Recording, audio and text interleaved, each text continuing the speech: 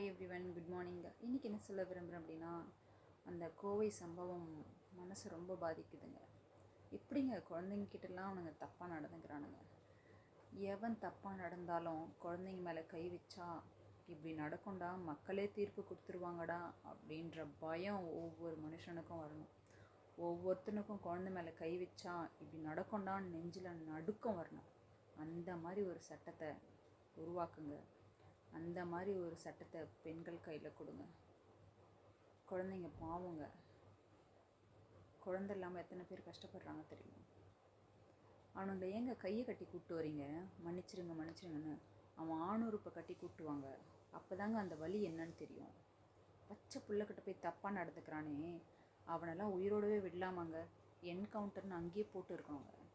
அவனை ஏங்க ஜெயிலில் வச்சு கடுமையான சட்டத்தை கொடுத்து கடுமையான தண்டனையை கொடுத்து அவனை ஏங்க உள்ளே தள்ளுறீங்க?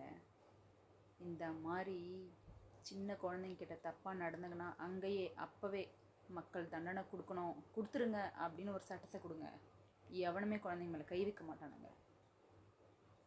எனக்கெல்லாம் அவ்வளோ வலிக்குதுங்க. நன்றி.